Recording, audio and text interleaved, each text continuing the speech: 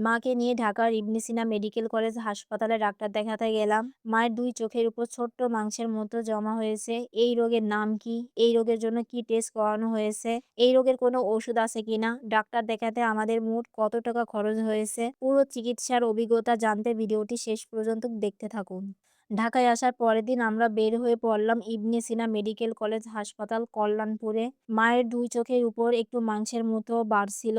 দেখতে অনেকটা ছোট একটা দাগ বা ফ্যাট জমার মতো লাগে। ডাক্তার দেখিয়ে জানতে চাচ্ছিলাম এটা আসলে কি? এটার জন্য কোনো অপারেশন করা লাগবে কিনা? আমরা ঢাকা এয়ারপোর্ট থেকে পর্যায়পতি লোকাল বাসে উঠলাম। জনপ্রতি ভাড়া মাত্র ৳৫০। বাস একদম ইবনে সিনা মেডিকেল কলেজ হাসপাতালের সামনেই নামিয়ে দিল। হাসপাতালে পৌঁছে ১ম এ টিকিট কেটে সিরিয়াল নিলাম। এরপর মায়ের চোখের একটা পরীক্ষা করানো হলো। আর এই পরীক্ষাটা ওনারা নিজেরাই করে নিয়েছে ফ্রিতে।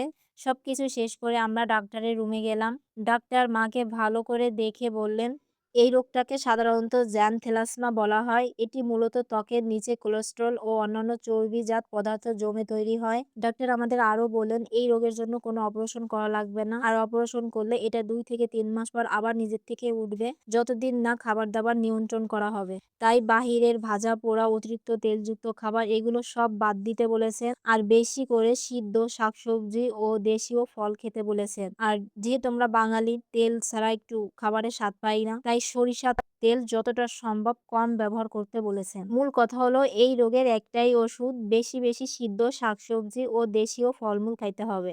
আর ডাক্তার আমাদের একটা টেস্ট দিলেন। টেস্টটার নাম হচ্ছে লিপিড প্রোফাইল। আর টেস্ট করানোর পর জানা যাবে শরীরে আর কোনো সমস্যা আছে কিনা। তাই টেস্ট করানোর জন্য আমরা রুমে গেলাম। কিন্তু অনেকটা লেট হয়ে গেছে। টেস্ট করানো হয় ১০টা থেকে ১১টা পর্যন্ত। আর এখন ১১:৩০ বেজে গেছে। তাই আজকের মতো আমরা বাসায় চলে যাচ্ছি। পরের দিন আবার সকাল, সকাল হাসপাতালে গেলাম টেস্ট করানোর জন্য। এবার করানো হলো লিপিড প্রোফাইল টেস্ট। আর এই টেস্টের জন্য আমাদের খরচ হলো ৳৯৬০। টেস্ট করানো শেষ করে জানতে পারলাম রিপোর্ট বিকেলে পাওয়া যাবে। তাই আবার বাসায় ফিরে এলাম। এরপর ৩য় দিন আবার হাসপাতালে গেলাম রিপোর্ট নিয়ে ডাক্তারকে দেখাতে।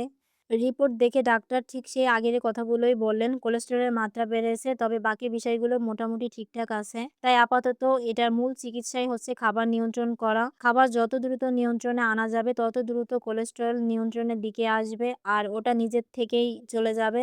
আর সত্যি বলতে ইবনে সিনা মেডিকেল কলেজ হাসপাতালটা আমার কাছে বেশ ভালো লেগেছে। আমার কাছে হাসপাতালের পরিবেশ, নিয়মকানুন আর পুরো ব্যবস্থাপনা বেশ গোছানো মনে হয়েছে। আর ডাক্তার দেখাতে আমাদের মোট খরচ হয়েছে ৳১৫১০।